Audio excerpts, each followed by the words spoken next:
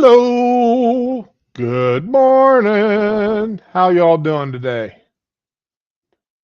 Oh, okay. It is Wednesday, Thursday, Thursday morning. Yeah, Thursday. That's right. So let's have some fun here with the day. One of the first things they're talking about doing here, and it's amazing how many times I get caught up in this I'm of two minds situation. James Comer, is he going to get indicted for lying to Congress? We know he did. That's pretty much a given. And if you'll remember, the Democrats under Obama sent two of Trump's in the first administration, Steve Bannon and somebody else, to jail for lying to Congress. Now, as much as I hate to say it, and it's a given, I cannot remember the last time I saw somebody actually testify before Congress, an administration official or any kind of official. The average person like you and me, yeah, that's one thing. But the any kind of official, I can't remember the last time one of them testified where I didn't come away afterward to say, yeah, he lied or she lied at least a half a dozen times.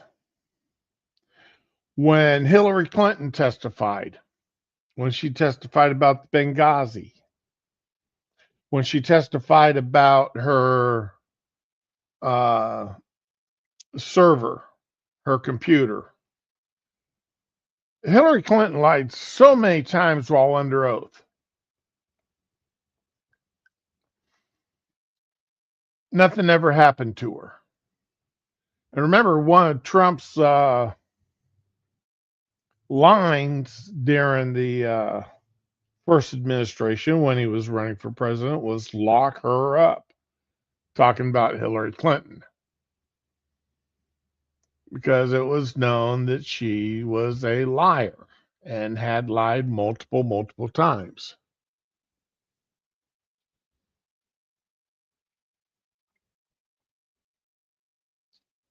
But she didn't get locked up. But Steve Bannon, he did. Okay.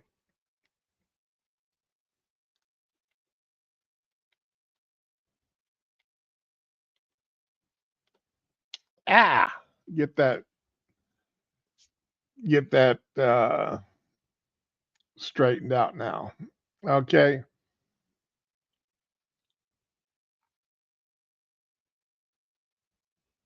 But old Steve Bannon here, did he lie before Congress? Yeah.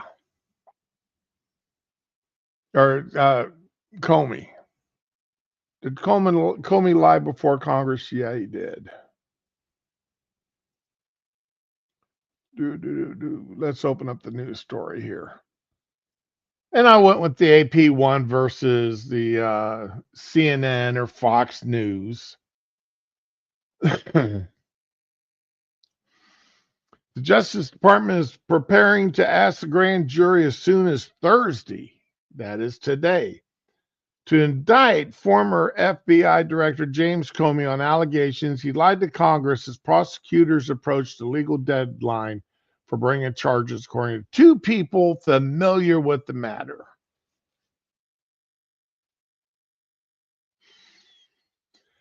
Officials are hoping to file the case in the Eastern District of Virginia days after President Trump appealed to his attorney general to charge Comey and other perceived political adversaries.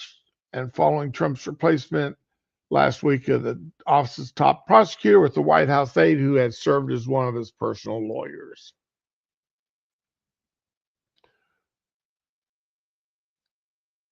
Prosecutors have been evaluating whether Comey lied to lawmakers during his September 30th, 2020 testimony related to the investigation to the ties between Russia and Trump's 2016 presidential campaign. The 5-year statute of limitations for bringing a case would be next Tuesday, but the Justice Department is expected to seek the indictment before a grand jury before then. Said two people who were not authorized to discuss the investigation by name and spoke on the condition of an anonymity. Yeah.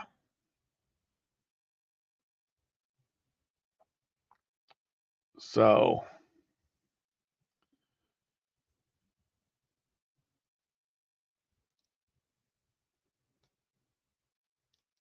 we got it. Okay. I mean, is Trump going to, I mean,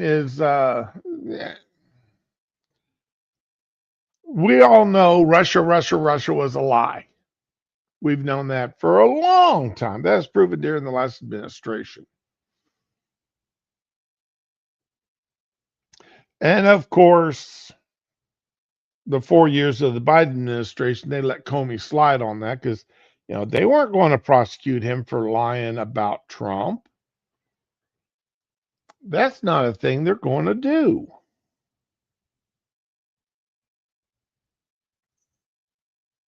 Because it's a good thing to lie about Trump and make him look bad. It's only a bad thing to lie about, about any kind of a Democrat.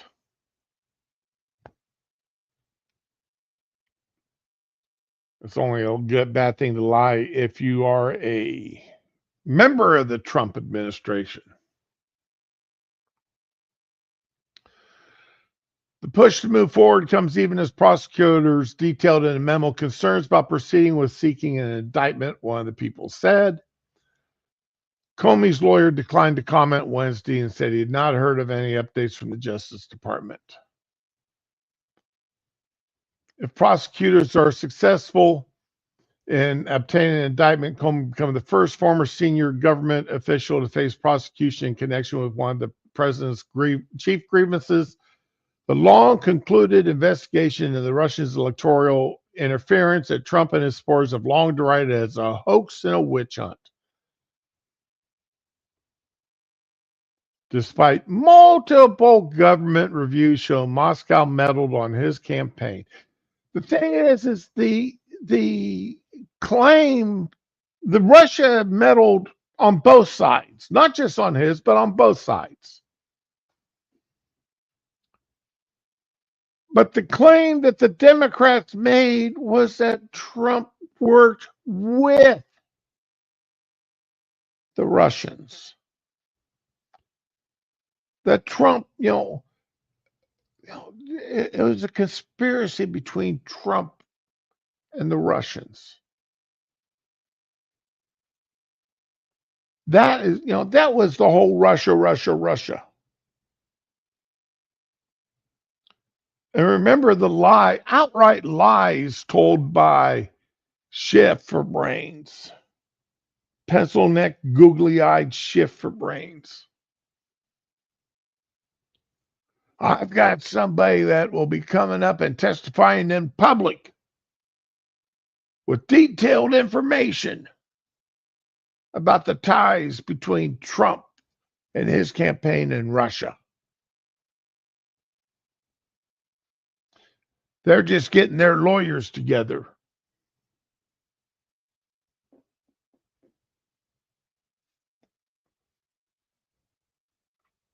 And then, they can't testify in open, so they're going to testify in secret. Remember, that Schiff was the same one that made up, the infamous phone call between Trump and Ukraine and Zelensky. Remember, and Schiff made up out of whole cloth what the phone call was about. But he made it up during congressional testimony. And because he was a sitting House member, he could not be charged with perjury. Even though he lied his ass off, he could not be charged for anything.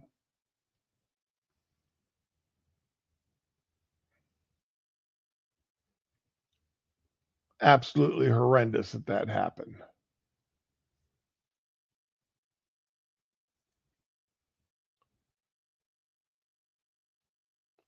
Any criminal case would almost certainly deepen concerns that the Justice Department, under the leader of Attorney General Pam Bondi, a Trump loyalist, is being weaponized as it pursues investigations of public figures the president regards as his adversaries. It's funny how that statement was never said about the Biden administration and any of the investigations that they had against Trump and his people. Oh no, that was just the Justice Department seeking justice for crimes.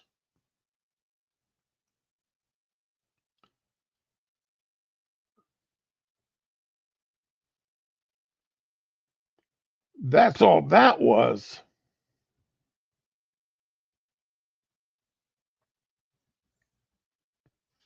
We know Trump and his people were all crooked, so they're just seeking justice for crimes that were committed. That's all.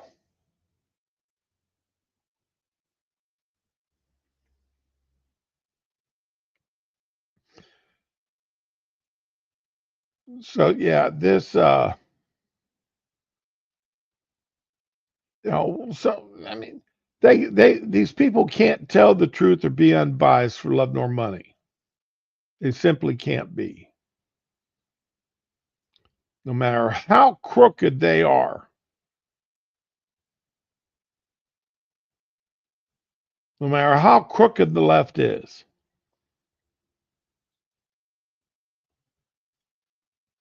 the media just can't be honest about it.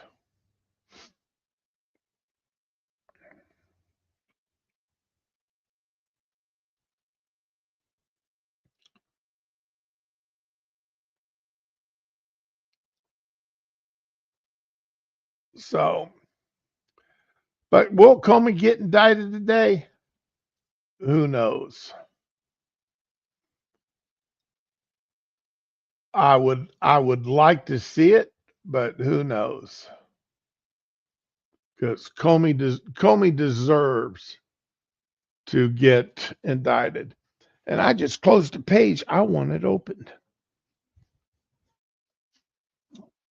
All right. So fortunately, I remember what it was about. Town. Here we go. And let's see if they've got a good image here of it.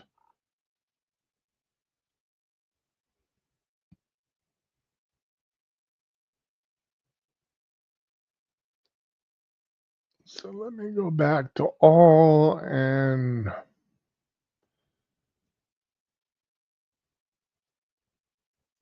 I will open up.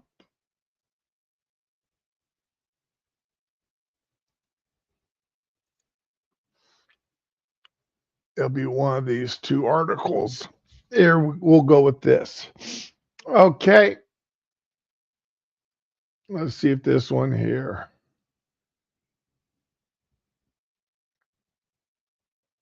Which one's got? Which one's got the best image of it? Here we go.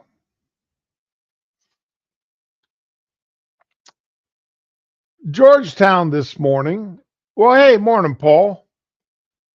Georgetown this morning woke up to this image, this being on their on their bulletin boards. Hey, fascist catch. The only political group that celebrates when Nazis die.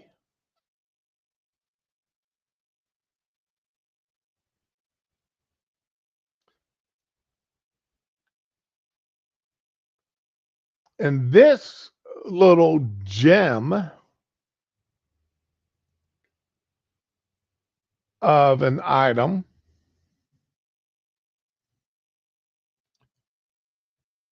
leftist gun club tied to violence recruiting on Georgetown campus echoes Kirk killing. Hey, fascist catch. The John Brown Gun Club advertisement references slogan allegedly written on a shell casing by a suspected Charlie Kirk assassin.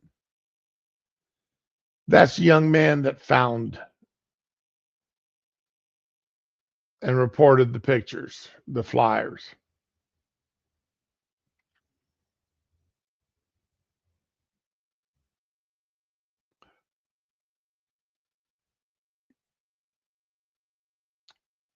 In the wake of Charlie Kirk's September 10th assassination, allegedly at the hands of a left-wing ideologue, a leftist gun club with ties to political violence posted recruiting flyers at Georgetown University references. The phrase is the nod to the same slogan, what was allegedly written on shell casings by Tyler Robertson, who stands accused of murdering Kirk at TPUSA event at Utah Valley University.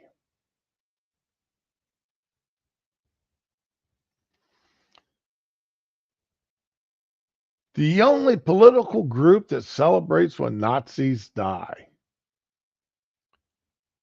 is adorned with a QR code linking to a page that says we're building a community that's done with ceremonial resistance and strongly worded letters.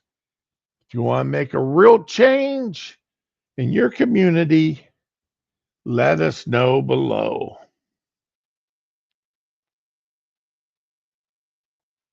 Yeah. Just more leftist violence.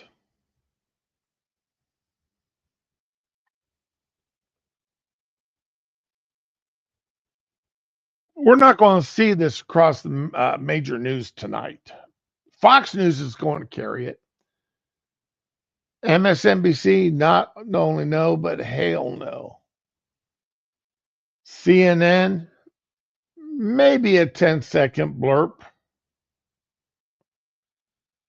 ABC, NBC, CBS, not a chance.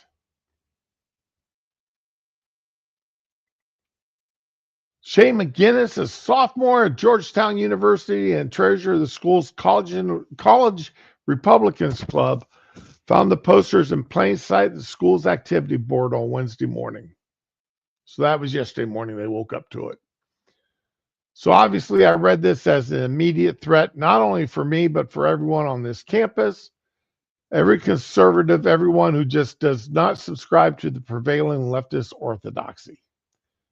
This is a direct threat against them. It means that there are students at this campus who want to see conservatives dead rather than engaging with their ideas, rather than facilitating a political discourse.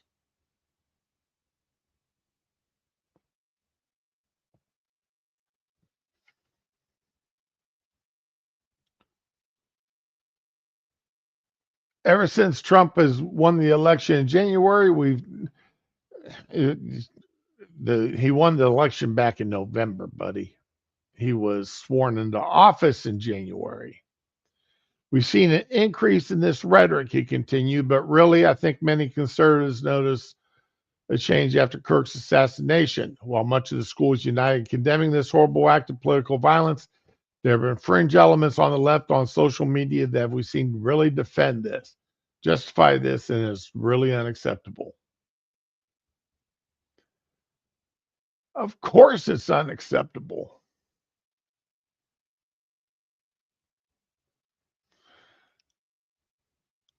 Yeah, I'm not going to disagree with that, Paul. Socialism is a big part of being that Nazi. So I got no problem actually saying it for what it is. I rarely use soft words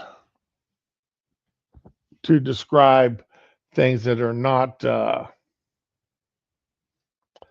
long as it's not a curse word, I rarely use soft words, replacement words.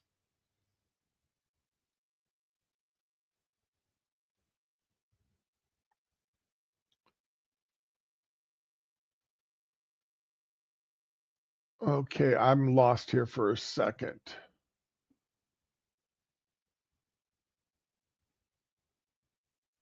Oh, it's back here. That's why I was lost.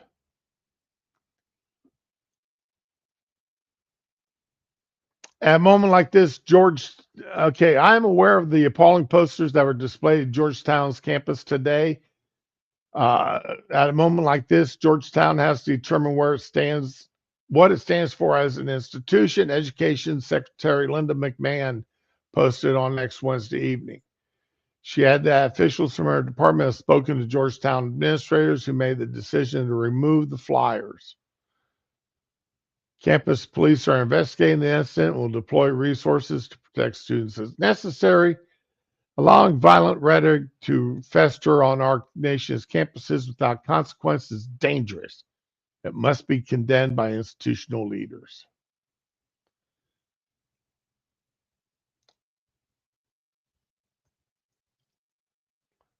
The Center for Counter-Extremism lists the John Brown Gun Club as a far-left group.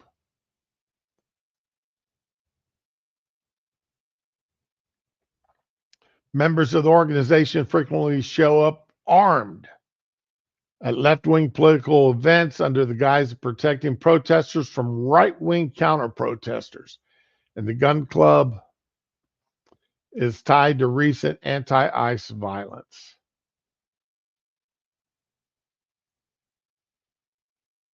So,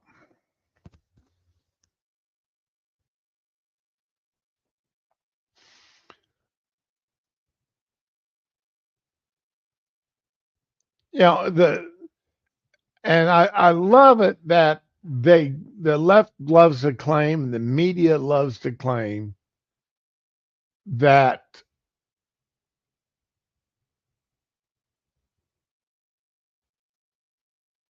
okay, that this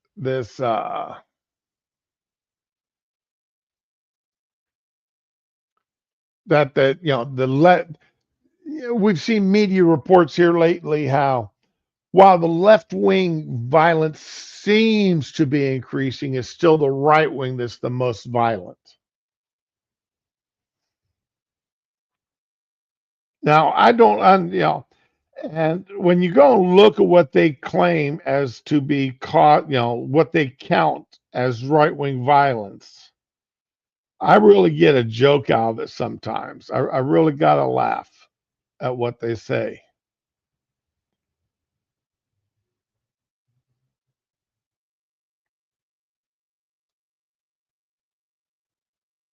And, they are kind of funny.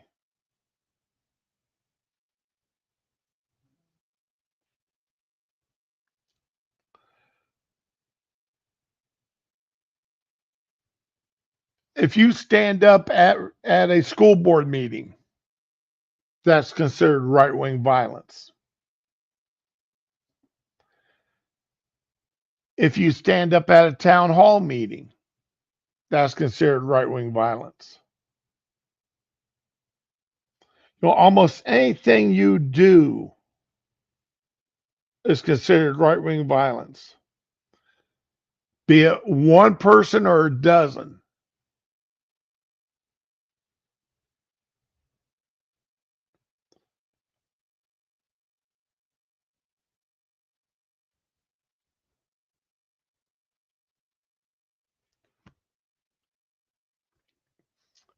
And just as an example here, come on, open up, please, article.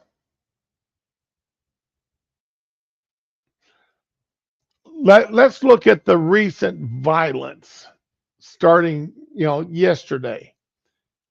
Detainee dead after officials say his shooter fired indiscriminately at Texas ICE facility.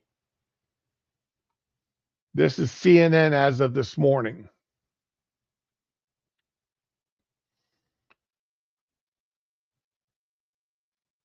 On any given day, people detained at U.S. Immigration and Customs Enforcement are processed at the agency's field office in Dallas, a rectangular brick building tucked between a busy highway, several law offices, and a luxury apartment complex. On Wednesday morning, the unassuming building became the center of national attention when a quote unquote sniper, I love how they put it in quotation marks there,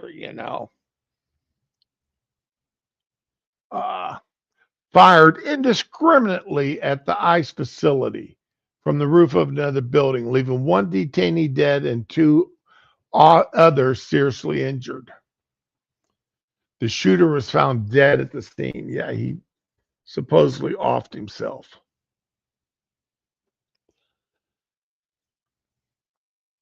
Coward.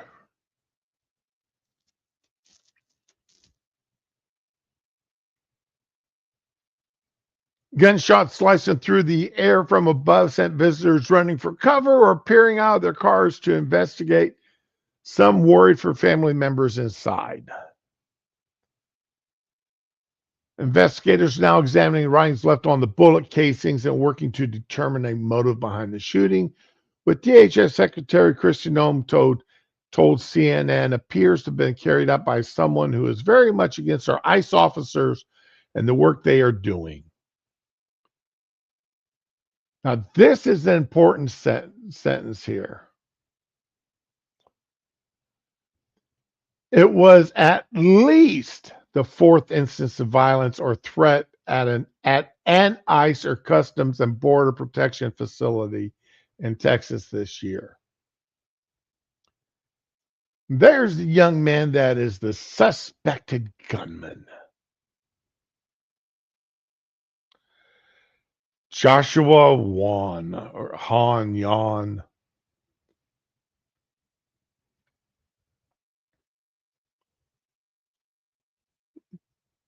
He's got such a liberal look about him.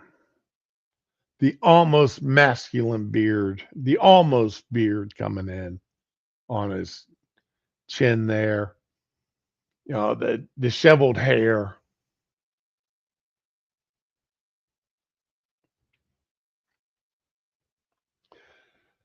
According to the sources familiar with the case, he was 29 years old.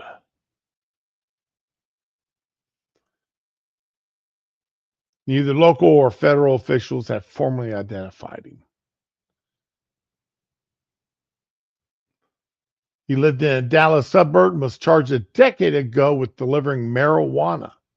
In 2016, when he was 19 years old, he was charged with delivering more than 1/4 of an ounce of marijuana, according to the Collin County records. He pled guilty, and the case against him was deferred, with him being placed on probation.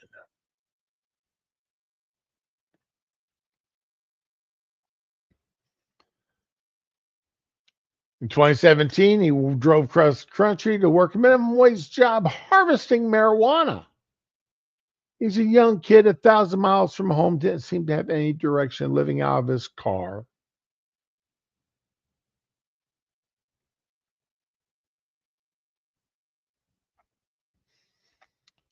He went to college on occasion.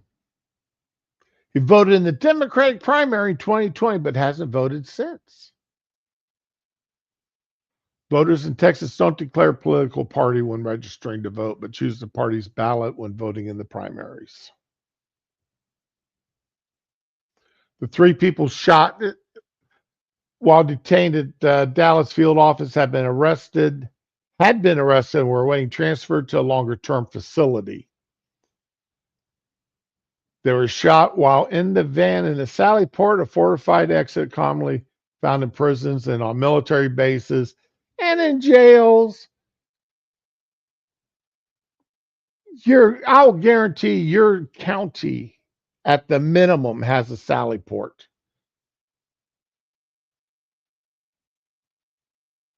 at their little county jail. And they probably have a Sally Port at your police station if you got holding cells inside.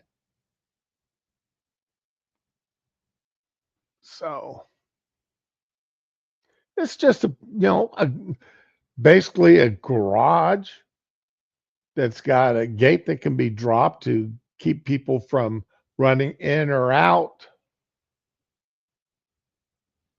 One of the injured detainees is a Mexican national.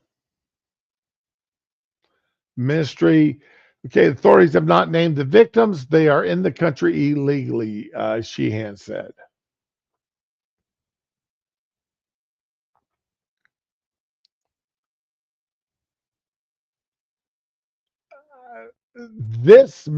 Okay. Oh, okay. One of the injured is a Mexican national, according to the statement from the Mexico's Ministry of Foreign Affairs. The ministry said the head of its North American unit expressed concern for the wounded Mexican national and requested clarification of the shooting's events and unrestricted access to the person. Now, if he's in the country legally, he may or may not get that unrestricted access.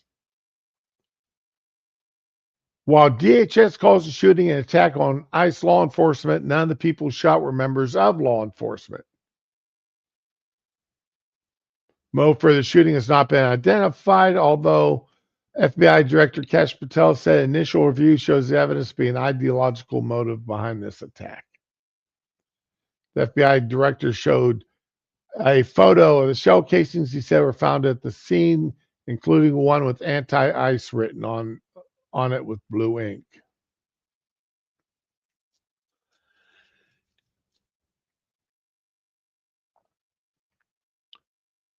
Noam told CNN the alleged shooter was not trying to target a specific area of the facility. We know there are bullet holes all over the building. What to just target one specific area or window.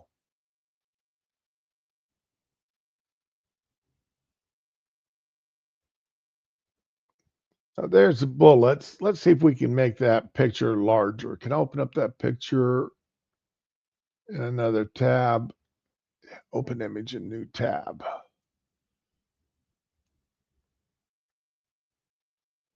So let me share this tab. There's one that says anti-ice. The other ones just look like they're wet. Where's the casing that had the other stuff written on it?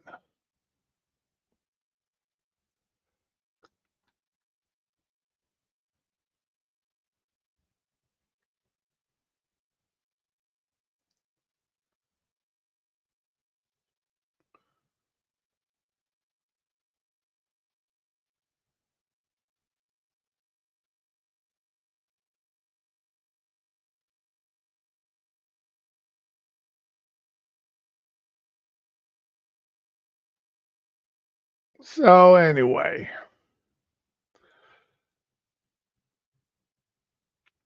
but but again, where did I put this article at?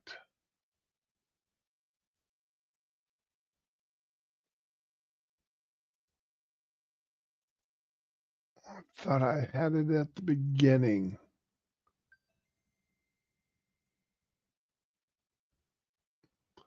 Did I lose that article that I wanted?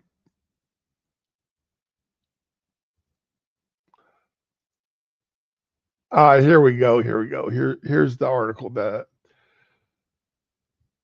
right-wing extremist violence is more frequent and more deadly than the left-wing violence. This is by the Katie Couric Media.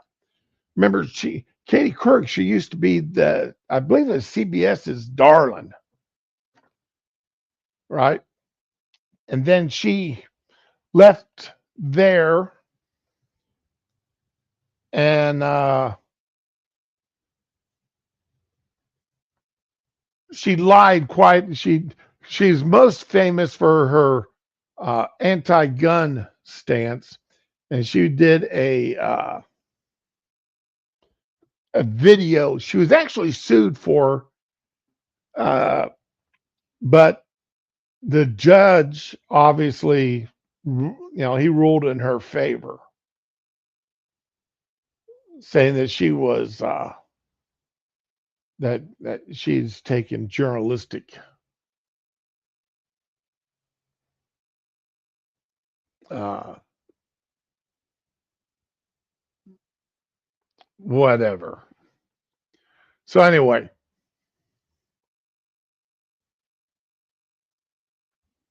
after the September 10th assassination of Charlie Kirk, Donald Trump proclaimed radical leftists foment political violence in the U.S. and they should be in jail. The radical left causes tremendous violence, he says, asserting they seem to do it in a bigger way than groups on the right. Top presidential advisor Stephen Miller also weighed in after Kirk's killing, saying left-wing political organizations constitute a vast domestic terrorist movement. We're going to use every resource that we have throughout the government to identify, disrupt, dismantle, and destroy these networks and make America safe again. But, okay, from our research on extremism, it's clear the president's and Miller's assertions about political violence from the left are not based on actual facts. Based on our own research and review of related work, we can confidently say that most domestic terrorists in the U.S. are politically on the right, and right-wing attacks account for the vast majority of fatalities from domestic terrorism.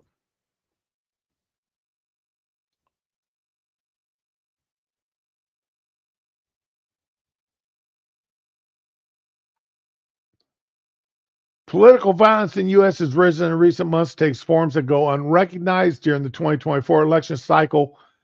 Nearly half the states reported threats against election workers, including social media death threats, intimidation, and doxing. Kirk's assassination illustrates growing threat. But they're sitting here saying, okay, uh,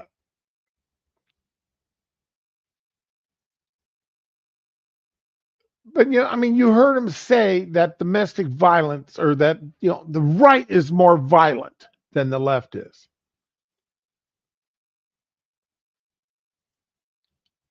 Now, forgive me here.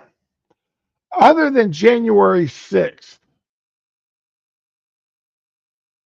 hey Donald, good morning. Oh, she started on NBC. Okay, I'm sorry.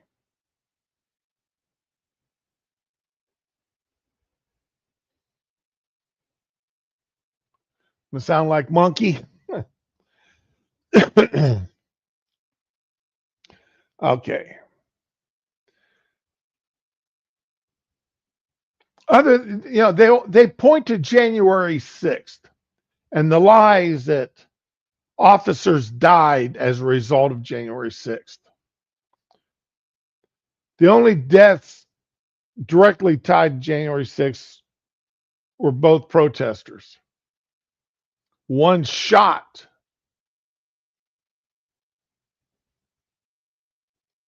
and the other, I don't remember what happened, how the other one died. I'm going to be honest. It's been one of those mornings here. But anyway, we know what the facts are, despite the media spin and the lies.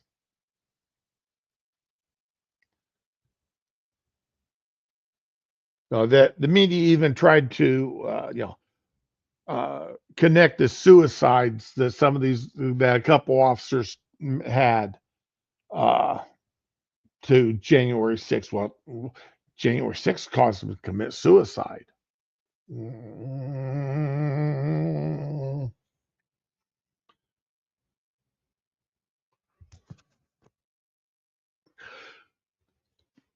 What?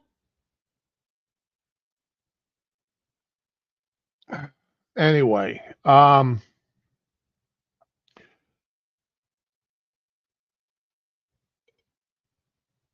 But I'd like to have you show me one violent act, especially one that caused the death of somebody since 2021.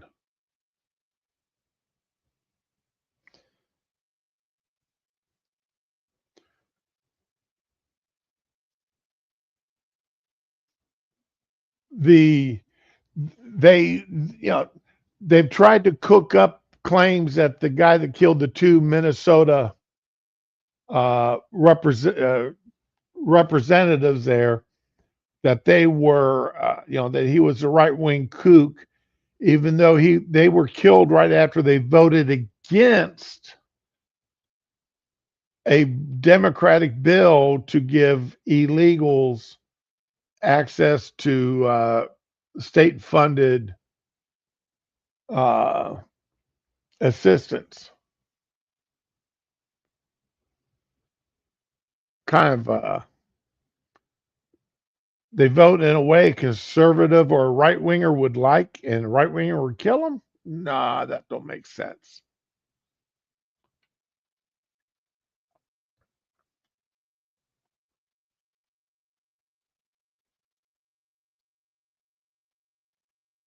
So let's take a look at this.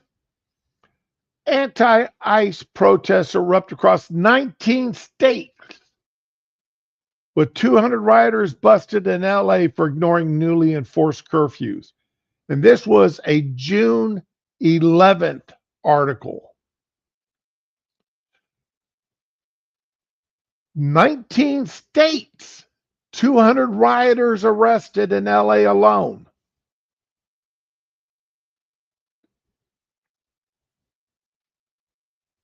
That seems like, anti-ICE protests. Yeah, those are conservatives out there protesting anti-ICE. Right. Those are conservatives out there. Those are right wingers out there protesting.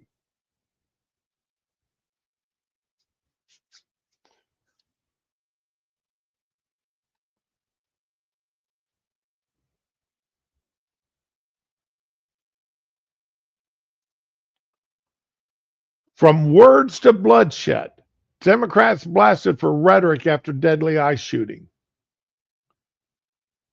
Members of the squad and other leading Democrats are being criticized for using inflammatory rhetoric, which Trump administration officials say contribute to the demonizing and dehumanization of ICE law enforcement officers.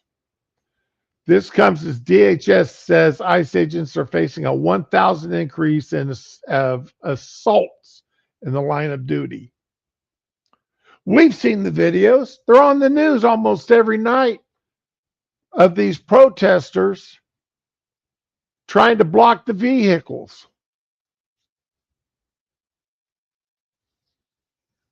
Exactly, Donald. They changed the meaning of the words. Control the language, control the population.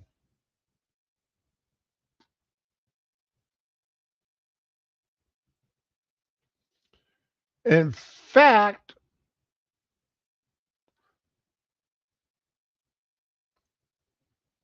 let's listen to Gavin Newsom here. I fear that we will not have an election in 2028. I really mean that in the core of my soul, unless we wake up to the code red, what's happening in this country, and we wake up soberly to how serious this moment is.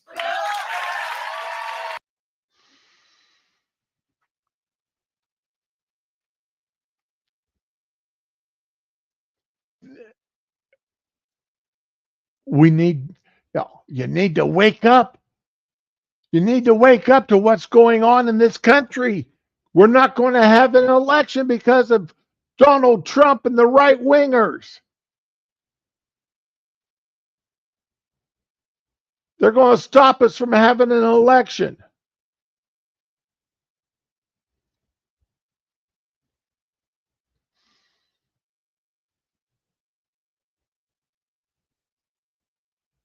In a post on X several hours after the shooting, Representative Nikki Budzinski, Democrat of Illinois, accused ICE agents of unleashing dangerous and reckless immigration operations on the public.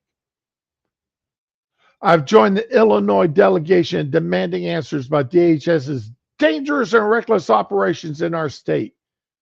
We refuse to stand by while masked agents trample on due process, indiscriminately arrest our neighbors, and threaten migrant or immigrant communities.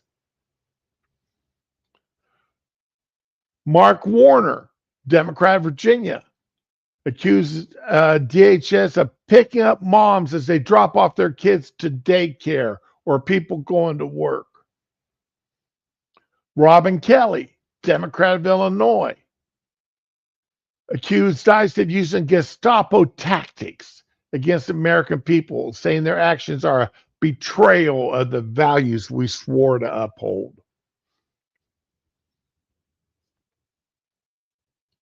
Hakeem Jeffries, the House Minority Leader, accused Trump border czar Tom Homan of working to unleash masked ICE agents on the American people.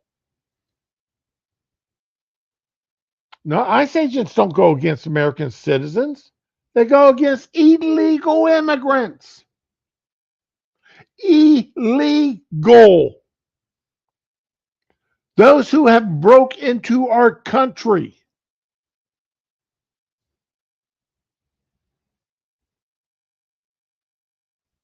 Illegal. It's that simple.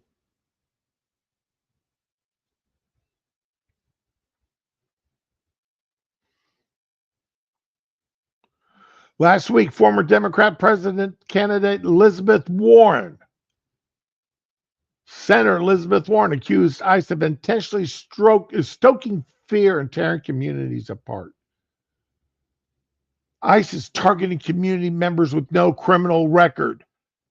Really? No criminal record? That's only because they haven't been convicted yet of illegally entering the country. Agents are sitting outside of churches and schools, driving unmarked vans and breaking car windows. These violent ICE agents' arrests don't make us safer. They intentionally stoke fear and tear communities apart. Well, if they can stoke enough fear in the illegals that they self-deport, that saves us money. Make them afraid of being in the country illegally. That's how you stop criminals, by making them afraid of being criminals, of doing crimes.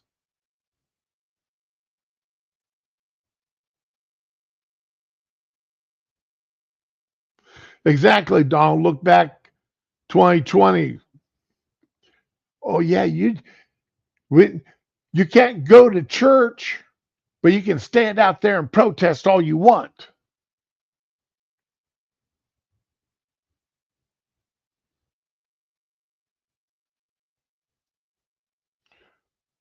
But Donald, yeah, you said right there exactly where I was going.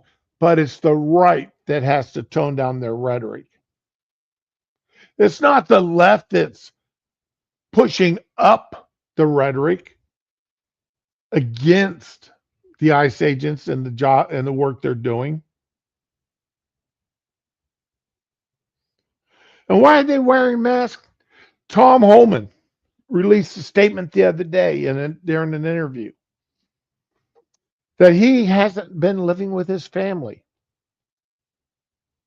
because he's afraid that somebody's going to come after him. And if he was in his home with his wife and children, they would get hurt. So he's been living separately from his family now for months. He's got 24-hour security because he's got concerns that people are after him. And I wouldn't be surprised to find out that the left anti-ICE people are targeting him, because he is hard-assed on illegal immigration.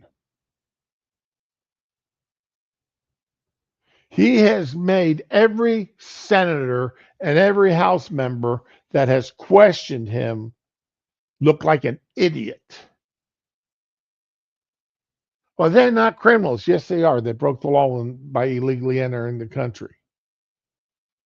Well, it's a civil infraction. They still broke the law when they entered. They're a criminal. They entered the country illegally. They break that law every day that they're in the country.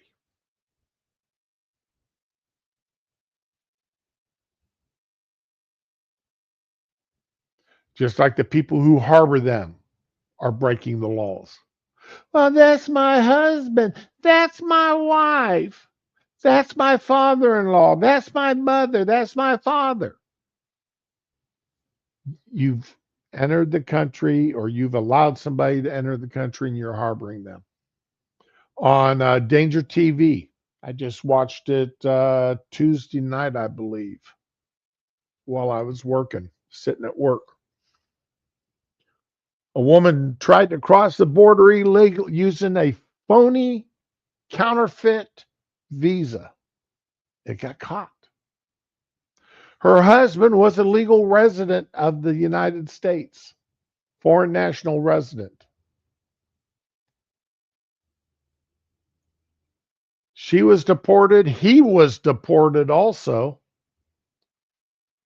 and put on a do not enter list forever. They are indefinitely banned from re entering the United States.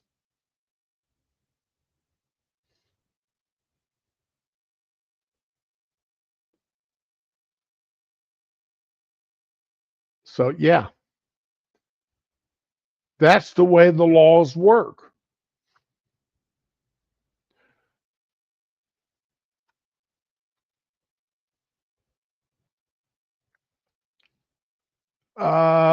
Let's see here. The next one here. Lefties, including Gavin Newsom, AOC, amplify anti-ICE rhetoric before deadly shooting.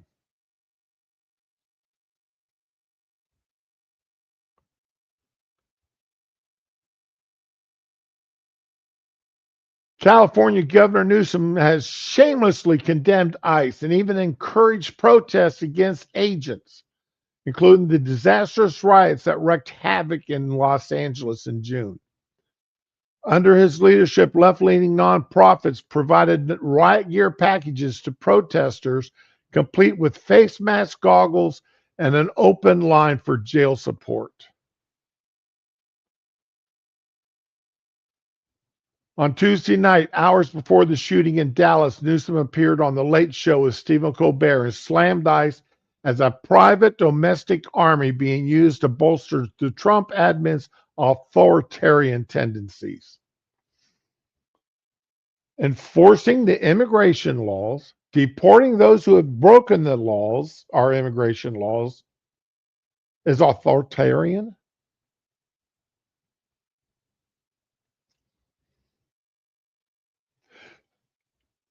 Where was his condemnation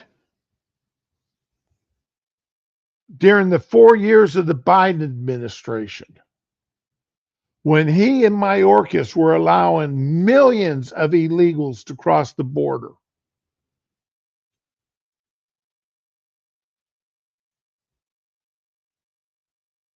Because they didn't want to enforce the law. They wanted all the illegals they could get to come in the country. Yeah, they deported some, but they didn't stay on the border. They let, millions made it across and are in the country even today. With all the deportations Trump has done, the Trump administration has done, we haven't touched a tenth of the illegals that need to be deported.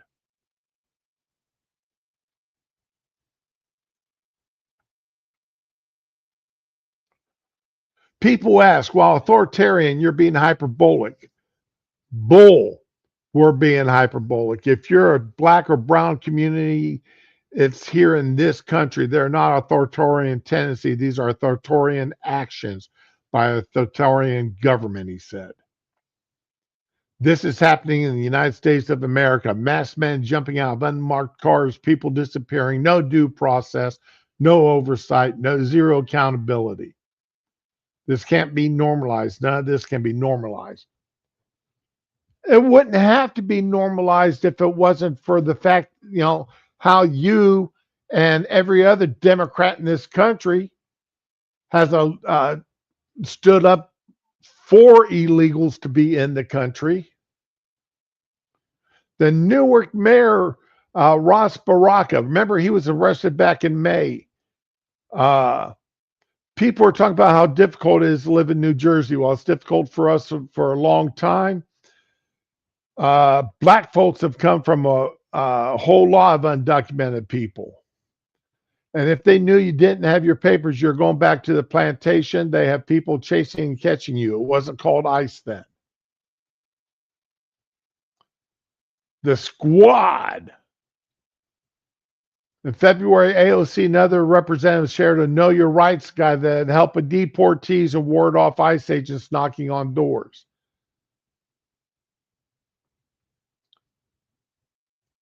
In May, the Bronx native came under fire for defying border czar Tom Homan and dared him to drag her into courts.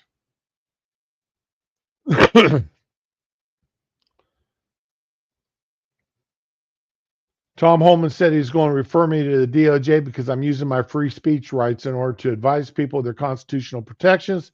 To that I say, come for me. Do I look like I care? On Tuesday, Ilhan Omar called for ICE to be abolished. In a since deleted post on social media, she flamed the agency for allegedly using a 5-year-old as bait to nab their migrant father.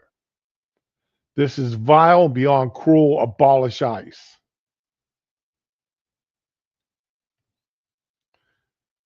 In June, Democrat Massachusetts Senator Warren and Ed Markey led a statewide congressional petition aimed at sounding alarm about ICE's escalating aggression.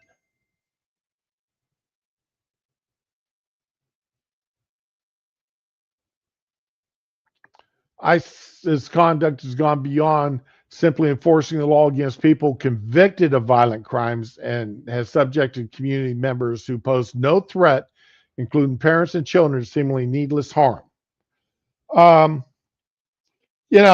If I walk into Walmart and I pick up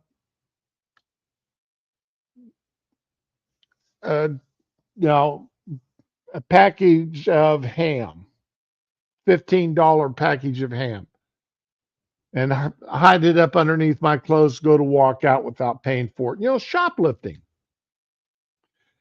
That's a minor, non-threatening, non-violent crime. Am I still going to get arrested for that? Wasn't too long ago, a young man was arrested for shoplifting because this is Meijer grocery food chain. Because over a course of a few months, he ate $150 worth of food that was going to be thrown away without paying for it. Now, most of us look at that and say, oh, that's harmless. The food is getting thrown away. What's wrong with him eating it? It had not yet been thrown away. It's still store property. He ate it without permission. He ate it without paying for it.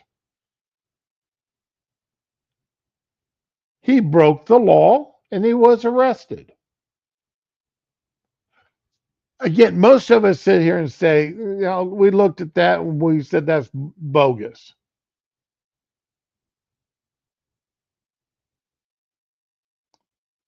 And I would agree, if I was the manager of that store, anything that was being thrown away because it was going out of date that day or had gone out of date the night before and it hadn't made it in the trash can yet, I would have just let it go. Warned him about it. that he could get sick from eating it, but that's beside the point. But shoplifting is a nonviolent crime most of the time, 99% of the time.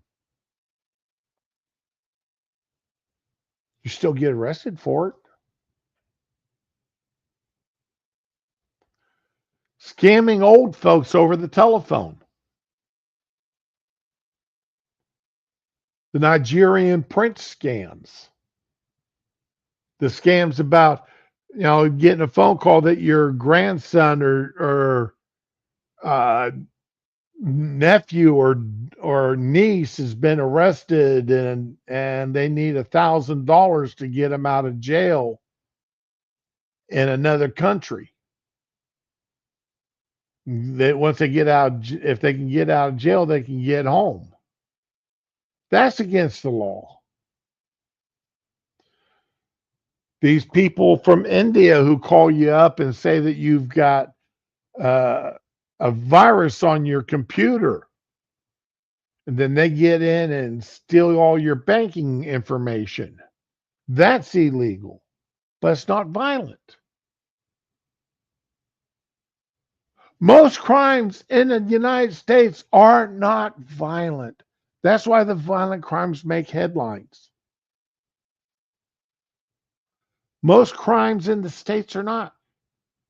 Speeding, it's a civil infraction, it's still a crime. You still get a ticket for it. Jaywalking, it's not violent, but you still get arrested for it. Using a fake ID to get into a nightclub or to buy alcohol or tobacco, that's illegal. You can be arrested for it. Being underage and buying alcohol and using alcohol or smoking a cigarette. Again, nonviolent. So where do these elected officials get off saying that we shouldn't be enforcing the our immigration laws against people who aren't violent? They still broke the law.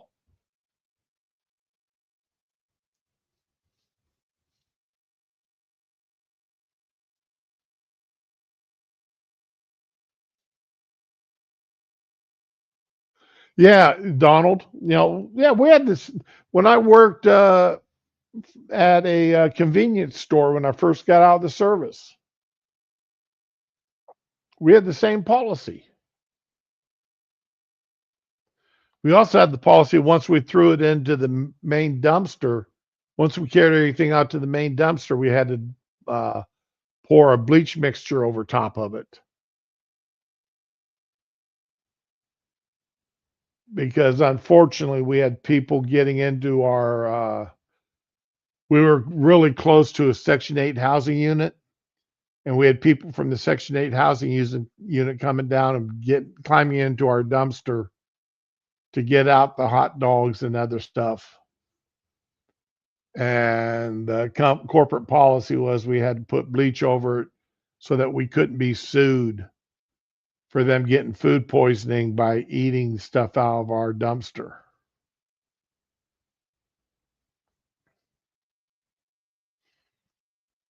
So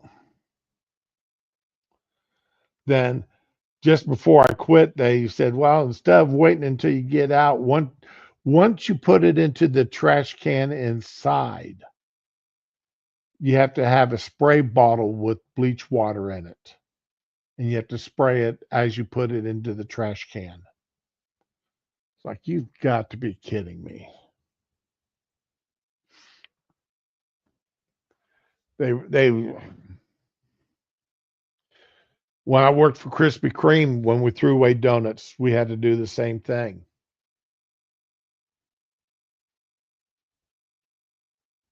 To keep people from getting into the dumpster to eat them.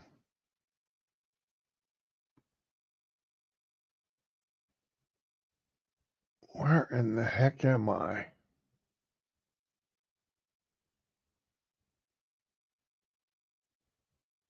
There it is. The human toil of these tactics is immense. Families separated, citizens and non-citizen community members, all are being left living in fear. When you're arrested, you're separated from your family.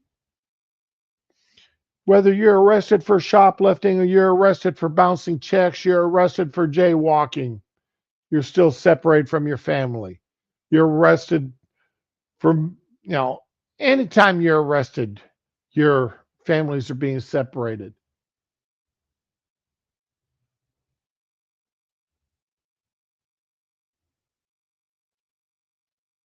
Come on, Ed Markey. Stop using that kind of nonsense.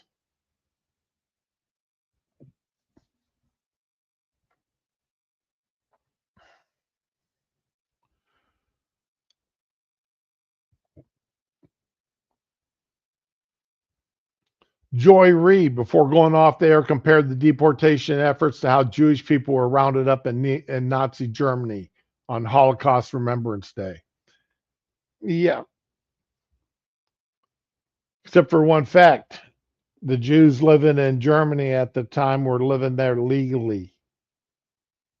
We're rounding up illegals, people who've crossed our borders.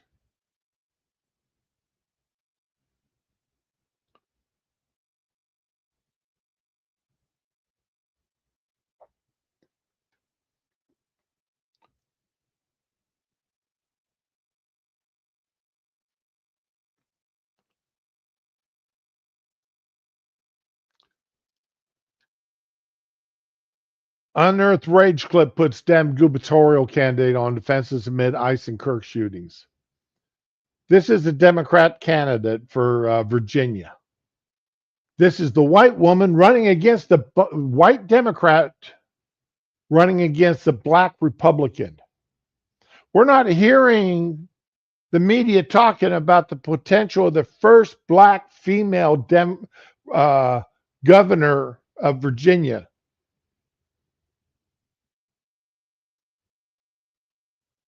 We're not hearing about that. That's not making the news every night. She's not being endorsed and supported by the media because she's a Republican. But anyway. Let your rage fuel you. Let your rage fuel you. That's what she's saying here. Let your rage fuel you. Every time we hear a new story, we let it fuel us.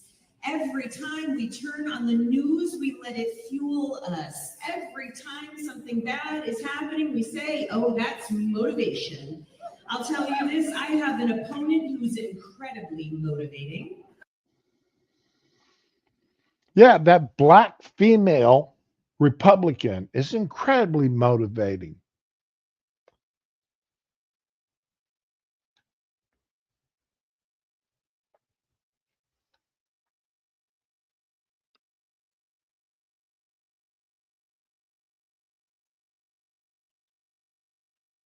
Enforcement at ICE Broadview Processing Center, police under J.B. Pritzker's sanctuary jurisdiction refused to answer calls to help stop assaults.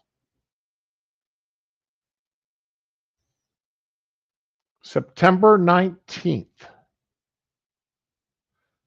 Early this morning, over 100 rioters surrounded the U.S. Immigration and Customs Broadview Processing Center. Rioters assaulted law enforcement through tear gas cans, slashed tires, blocked entrance to the building, and trespassed on private property. Police under J.B. Pritzker's sanctuary jurisdiction refused to answer multiple calls for assistance.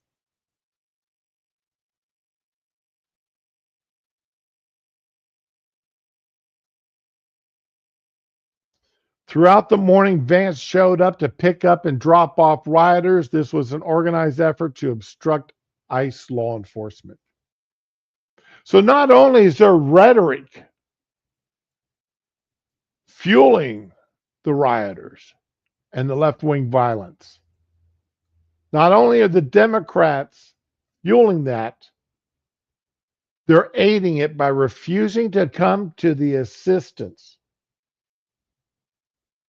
when the rioters are attacking federal law enforcement.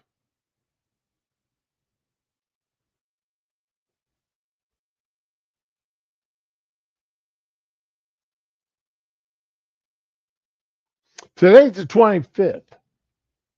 This happened 6 days ago, and I didn't hear about it until this morning when I was doing some Bing work. This popped up.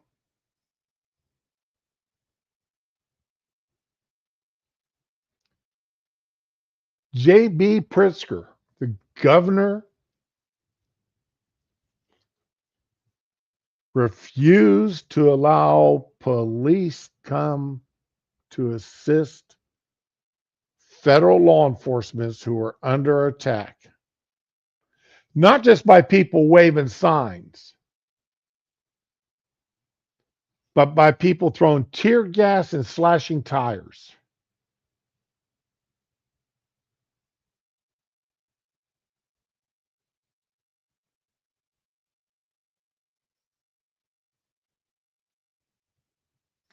These riots outside the ICE processing center and attacks on ICE officers come after Democrat politicians, including Governor Pritzker and Mayor Brandon Johnson, have villainized and demonized ICE law enforcement.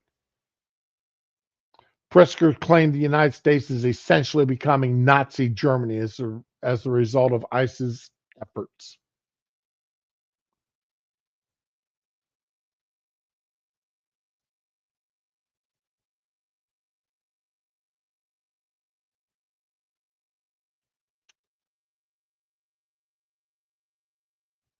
Chicago Mayor Johnson says mass secret police are terrorizing our communities.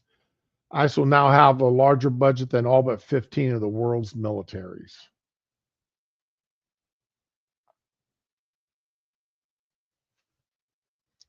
Make no mistake, Democratic politicians like Hakeem Jeffries, Mayor Wu of Boston, Tim Walz, and Mayor Bass of Los Angeles are contributing to the surge in assaults of our ICE officers through their repeated dehumanization and demonization of ICE.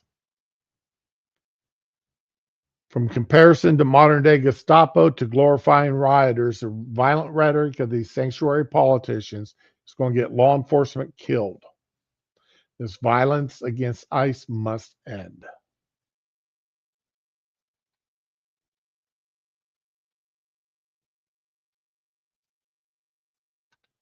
Anti-ICE Portland rioters with guillotine clashed with police in warlike scenes. This article is on September the 2nd.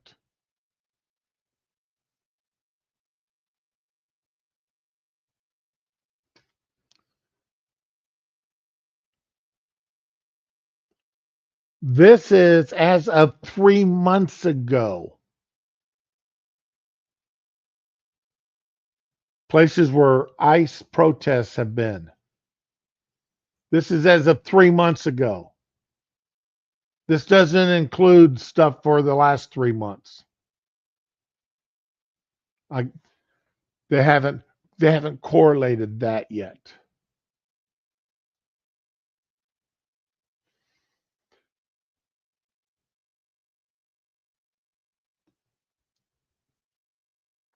This is a map of coordinated protests against the Trump administration by the Democrats. All them dots show where coordinated attacks, protests by the left.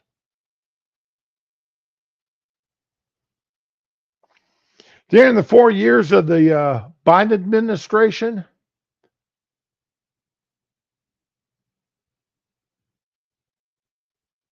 you may have a half a dozen dots. This is just 7 months, 8 months of the Trump administration.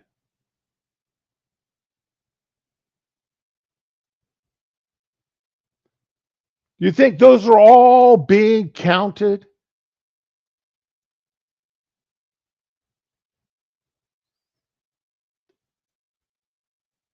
This was the Communist May Day protest.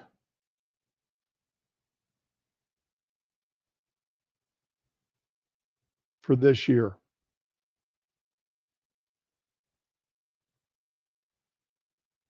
May Day is a communist celebration, communist protesting.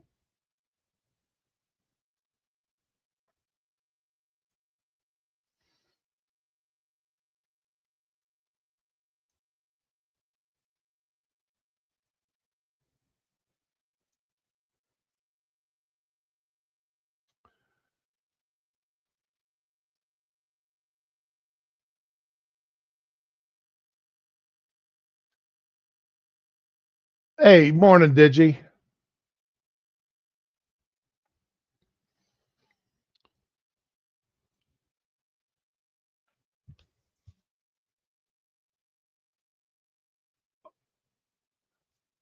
When they want to count right wing violence, they count this shit like the FBI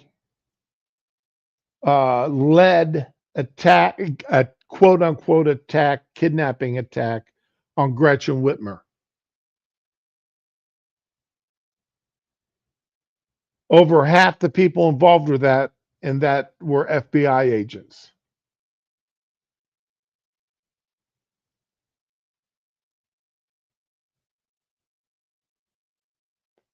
And then the FBI agent in charge of that was the one that went to DC afterwards, just in time for January 6th.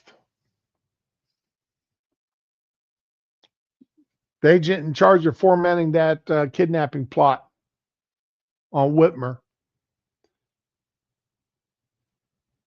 It's just a little. And I still say, you cannot convince me that a vast majority of the stuff that happened on January 6th was not instigated and led by FBI agents or their people. They may not be FBI agents on record, but they work with FBI agents.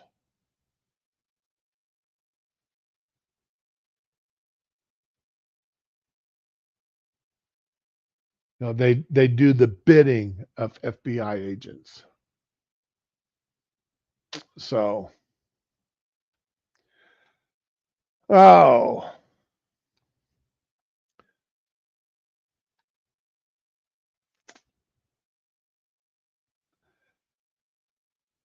yeah, Tuesday.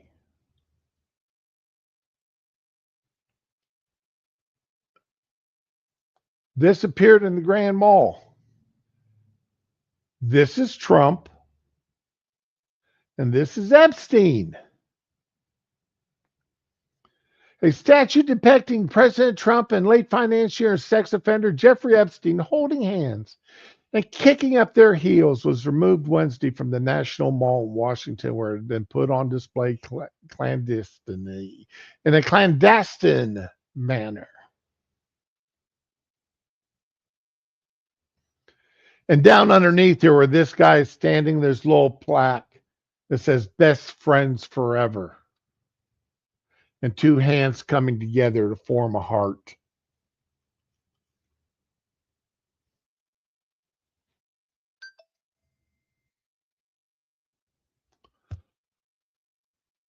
The installation, which appeared on Tuesday, featured life-size bronze painted figures of Trump and Epstein staying on white pillows and smiling at each other, each with an arm and leg raised as if dancing. The plaque revealed the piece's title, "Best Friends Forever." A group called the Secret Handshake claimed responsibility. The statue was removed because it was not compliant with the permit. U.S. Park Police loaded the piece onto a truck before sunrise Wednesday morning and hauled it away.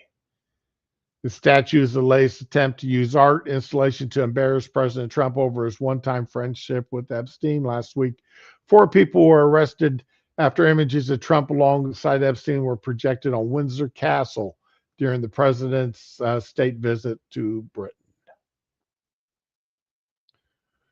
While acknowledging he knew Epstein socially years ago, Trump has said he had a falling out with Epstein long before his 2019 jail.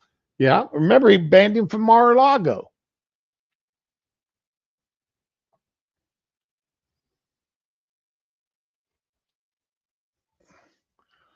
Earlier this month, Democrats in the House of Representatives made public a birthday note that Trump purportedly signed or wrote to Epstein more than 20 years ago. The letter, whose authenticity the White House denies, included the line, "May every day be another wonderful secret."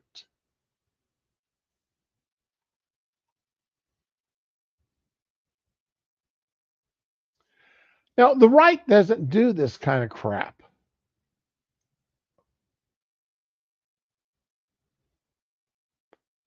Mostly because we've got real jobs that we have to go to.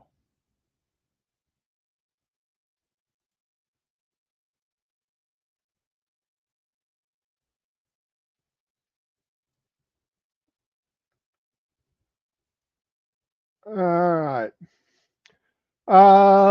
Let's see here. But Trump did have a sense of humor.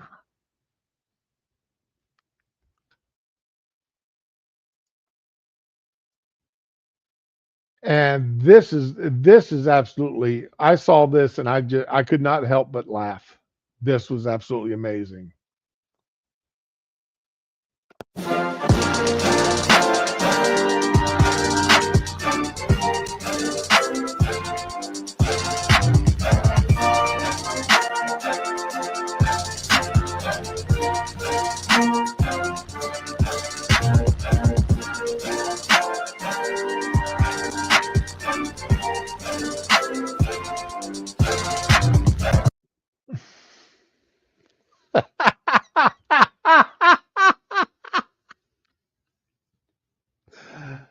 Oh,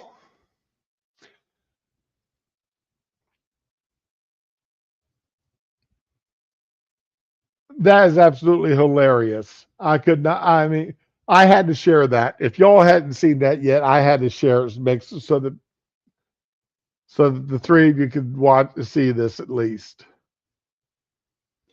Because I thought that was absolutely hilarious. And instead of having Biden's picture up, having the auto pen there signing Biden's name. That was great.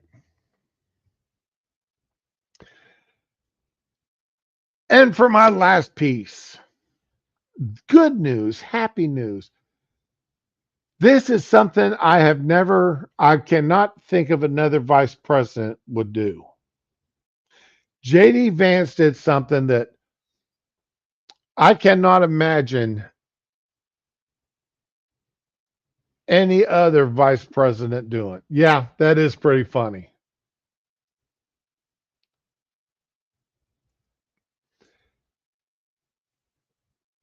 JD Vance was in North Carolina where he gave a speech. And now he's taking questions from the audience. Young man, this is a very earnest young man. He doesn't look like a journalist. No. Young man, this is a very earnest young man. He doesn't look like a journalist to me, but go ahead and shout out a question because I'm not going to deny that level of energy and that level of passion. First of all, what's your name? Henry. Henry, it's good to meet you, Henry. Ask your question, please. I skipped school today. I was wondering if I could get a picture with you.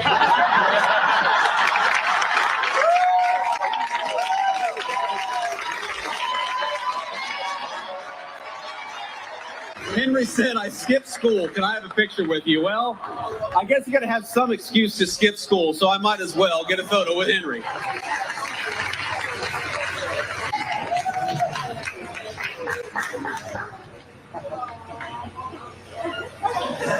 Yeah, Henry!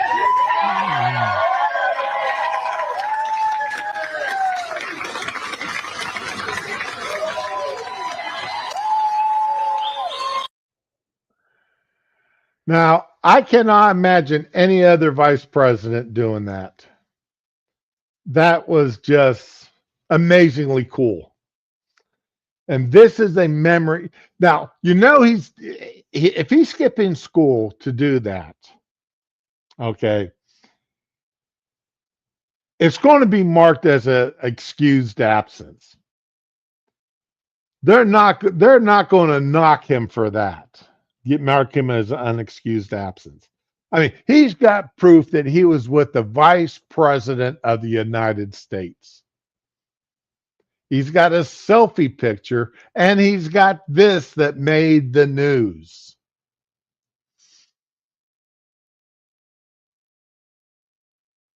And bravo to JD.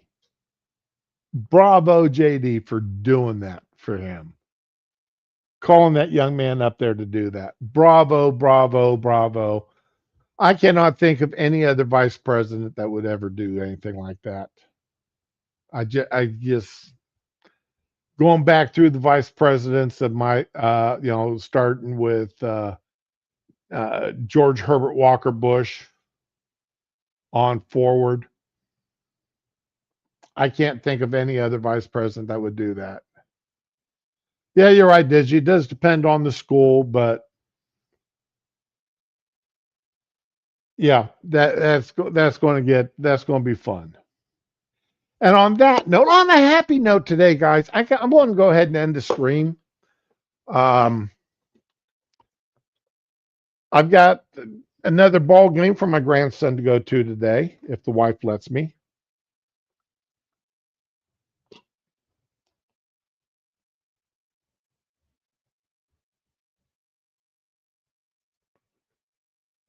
And I want to have some fun. So everybody, have a good day. Enjoy yourselves. Be with the ones you love. Love the ones that you're with. I may show that video again tomorrow because I really like that video. I really and truly do. That's just something that kid's got a lifetime memory now. So y'all have a good day. Enjoy. We will see you tomorrow.